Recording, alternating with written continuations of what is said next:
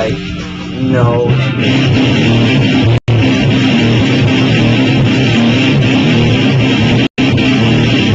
I just go through the riff of the first song we're gonna play, or like.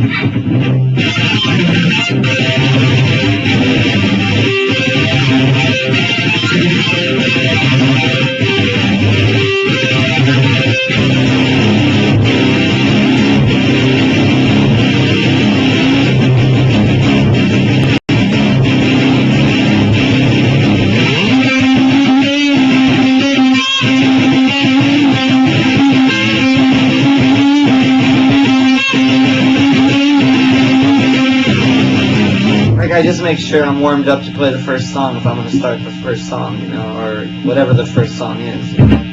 Usually Sleepy or No or Plug or something.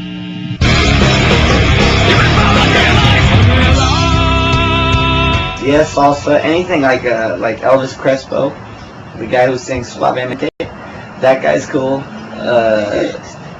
I like, you know, a lot of different. I like the Apex Twin.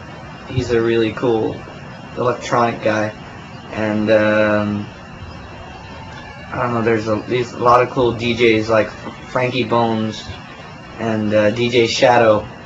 He's really cool. Carl Cox. I've been listening to some of his CDs lately. So yeah, I do like some dance music, DJ stuff, because it's all like very drum orientated. So I'm really into the rhythm and vocals when it comes down to music. The guitar is pretty much the last thing I think about. And I'm the guitar player of the band, but as a composer or someone who writes music or whatever, that when I'm in the frame of mind of doing that, I'm really not thinking of my part too much as I'm thinking about what else would be going on while I'm doing my part. You know what I mean? And then I'll do it. You know what I mean? I'll do my thing last, you know?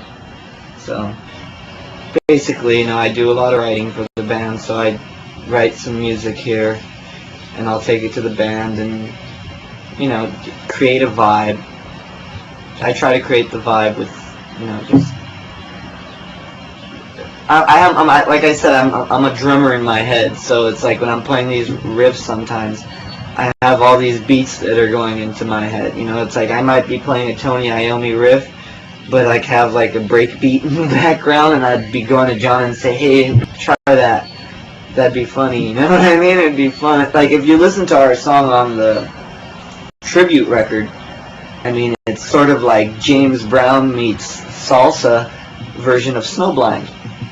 And that's just like sort of what we like to do, you know, and expand it a little bit. Like still keep it heavy, keep it serious, yet have a light side to it. I don't know. It's hard to explain. It's some people try to have us explain, you know, why does it work? You know, you have like a singer. He talks about some serious issues, and then I'm a guitar player and I do some quacky stuff sometimes, and like I say, I'm the dude that says sugar or whatever, and like, how does that work? And we're like, I don't know. You guys are the ones that bought the records. We don't know how it works. We were just doing it, like trying to expand, you know, ourselves to what we want to do, you know.